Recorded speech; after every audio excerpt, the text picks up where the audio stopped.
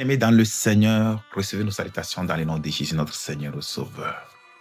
Prions avant de voir l'enseignement du jour. Père Céleste, merci pour la grâce, merci pour l'opportunité d'étudier à tes pieds. Nous prions que tu nous enseignes la parole. Merci parce que tu nous as exaucés. Au nom glorieux de Jésus, nous prions. Amen.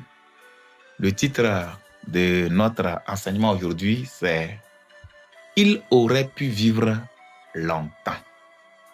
Il aurait pu vivre longtemps. Le passage de 1 Samuel chapitre 17, versets 8 à 10. Donc, pour comprendre toute l'histoire, il faut lire 1 Samuel, tout le chapitre 17. Mais nous allons nous focaliser beaucoup plus sur le passage de 1 Samuel 17, 8 à 10. Le Philistin s'arrêta, il s'agit de Goliath. Le Philistin s'arrêta et s'adressant aux troupes d'Israël rangées en bataille, il leur cria: « Pourquoi sortez-vous pour vous ranger en bataille? Ne suis-je pas le Philistin et n'êtes-vous pas des esclaves de Saül? Choisissez un homme qui descende contre moi. S'il peut me battre et qu'il me tue, nous vous serons assujettis. Mais si je l'emporte sur lui et que je le tue, vous serez assujettis, vous nous serez assujettis et vous nous servirez. » Le Philistin dit encore: « Je jette en ce jour un défi à l'armée d'Israël. Donnez-moi un homme et nous nous battons ensemble. » Bien, quand nous regardons ce passage, cet homme, Goliath, finalement est mort. Nous connaissons l'histoire. David l'a tué. Le jeune David a tué cet homme. Et nous disons que Goliath aurait pu vivre longtemps si il n'avait pas fait ce qu'il a fait. Quel est le contexte historique? Nous voyons aussi quel est le contexte ici.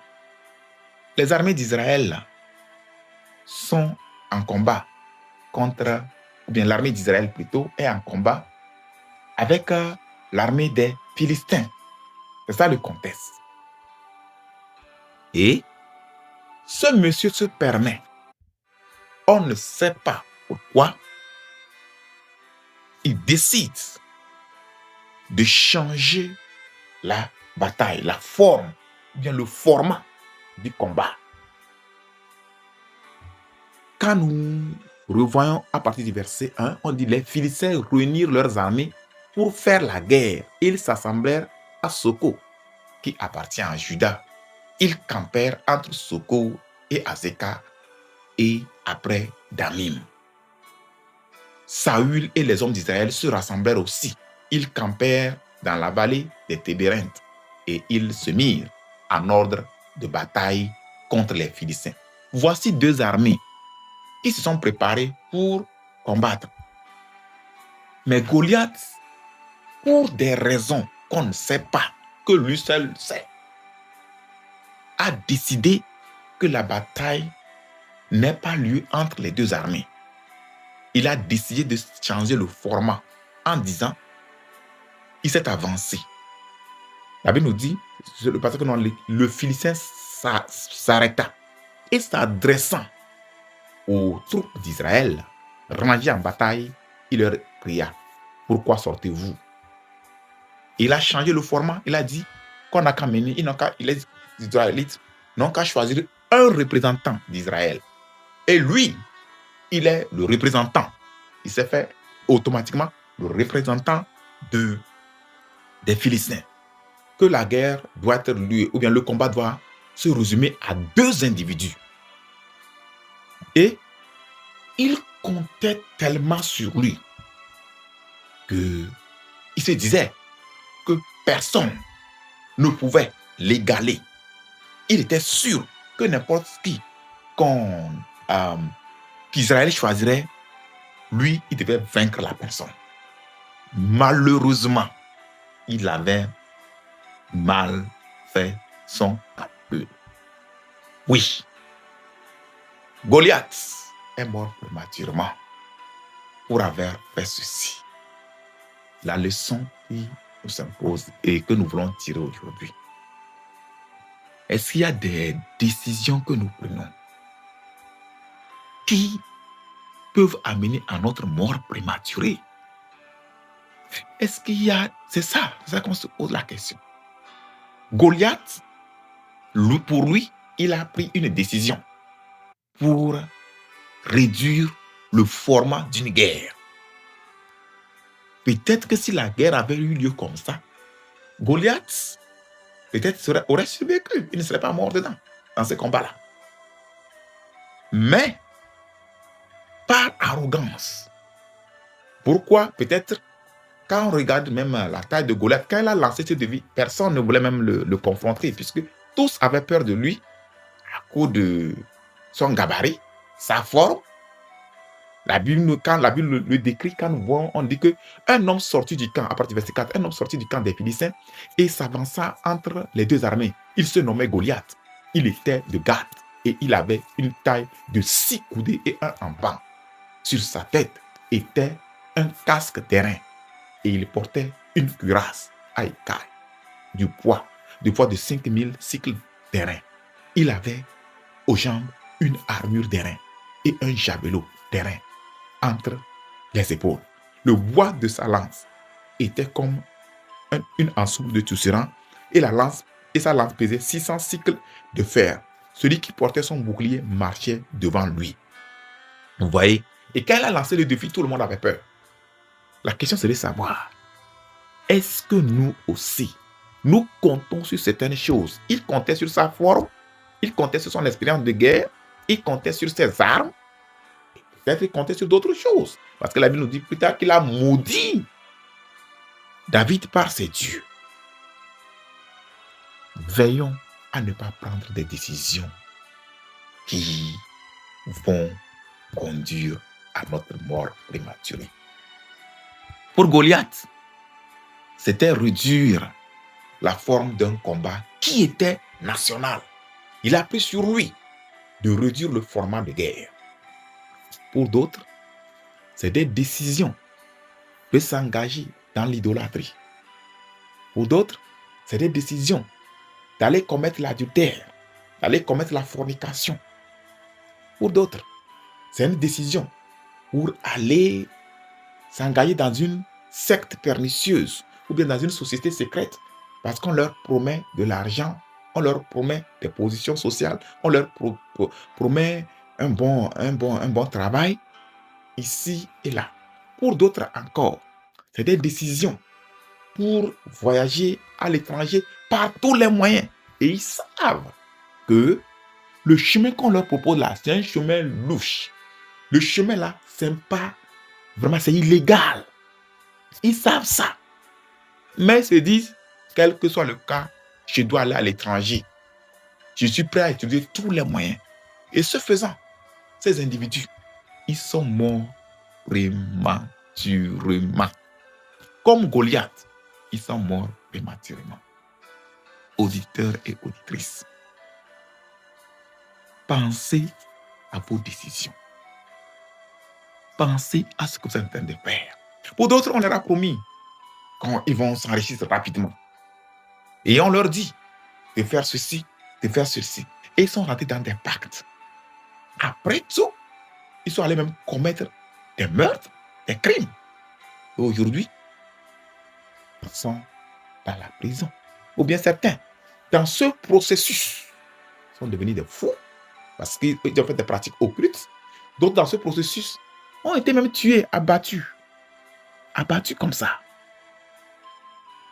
Ils auraient pu vivre longtemps. Auditeurs, auditrices, n'emboîtons pas le pas de Goliath. Ne soyons pas arrogants. Pour d'autres encore, c'est à cause de leur intelligence, à cause de leur réalisation dans la vie. Ils font du n'importe quoi. Ils piétinent sur les gens. Ils font du n'importe quoi. Et ce faisant, ils sont attirés des ennemis comme ça. Et ces ennemis les ont piégés. Ces ennemis ont utilisé des puissances occultes, la sorcellerie et d'autres moyens pour les éliminer. Ils auraient pu vivre longtemps. Bien-aimés, Soyons sages et comportons-nous d'une manière sage pour que le Seigneur soit avec nous, pour que les méchants ne détruisent pas notre vie. Non seulement les méchants, mais si nous-mêmes, nous rentrons dans la voie de la méchanceté, le salaire de la méchanceté va revenir sur nous et nous allons mourir. Ce n'est même plus les méchants qui nous ont tués. La Bible dit que celui qui creuse une fosse, il tombera. Vous voyez que le Seigneur nous aide. Êtes-vous en train de planifier, vous engager dans un chemin de mal? Êtes-vous en train de compter sur les puissances maléfiques pour faire du mal à loisir? Êtes-vous en train de chercher une prospérité rapide, illicite? Êtes-vous en train de planifier, de vous engager dans une société secrète, dans une secte bizarre, parce que vous voulez telle chose, telle chose, telle chose, telle chose? Jeune homme, jeune fille, madame, monsieur, est-ce que vous vous engagez dans le chemin de l'immoralité parce que vous voulez de l'argent, du gain facile? Homme d'affaires, est-ce que vous êtes en train de vous livrer à des contrats louches? Ou bien est-ce que vous êtes en train de chercher des puissances chez les hommes occultes pour vous faire des pactes avec des hommes occultes pour pouvoir vous attirer des affaires facilement? Écoutez, ce chemin est dangereux et peut conduire à votre mort prématurée. Renoncez-y. Revenez au Seigneur. Ésaïe 55 nous dit que le méchant abandonne sa voie et l'homme d'iniquité ses pensées, qu'il retourne à l'Éternel, qui aura pitié de lui, à notre Dieu qui ne se lasse pas de pardonner. Ésaïe 55, ça c'est Ésaïe 55. Nous lisons le verset 6 et 7 encore. On dit ici que cherchez l'Éternel pendant qu'il se trouve. Cherchez Dieu. Ne cherchez pas les hommes occultes. Cherchez l'Éternel pendant qu'il se trouve. Invoquez-le tandis qu'il est prêt. Que le méchant abandonne sa voie et l'homme d'iniquité ses pensées, qu'il retourne à l'Éternel, qui aura pitié de lui, à notre Dieu qui ne se lasse pas de pardonner. Prions. Dis au Seigneur, si tu es déjà engagé sur une mauvaise voie, de te pardonner, d'avoir pitié de toi. Si toi tu es là, tu comptes sur ton intelligence, tu comptes sur tes réalisations, ta position sociale pour faire le mal, renonce à cela. Sinon, ce mal risque de te détruire prématurément. Et toi, il faut voir aussi tes décisions, qui que tu sois. Si tu es dans l'une des choses que nous avons mentionnées, renonce à ça et reviens à Dieu. Et Dieu va te pardonner. Prions. Père Céleste, nous te remercions pour la révélation de ta parole. Tu veux notre bien. Tu ne veux pas que nous périssions. C'est pour là que tu nous envoies ta parole. Seigneur, je prie pour chaque auditeur, chaque auditrice qui a reconnu ce chemin et qui a confessé cela, que tu lui pardonnes. Seigneur, comme ils ont invoqué maintenant, je prie que tu les reçoives, que tu les changes. Jésus-Christ, pardonne-leur, transforme leur vie et change leur vie. Merci parce que tu nous as exaucés. Au nom glorieux de Jésus, nous prions. Amen. Que le Seigneur vous bénisse et à la prochaine. N'oubliez pas de vous abonner à notre chaîne. Que Dieu vous bénisse.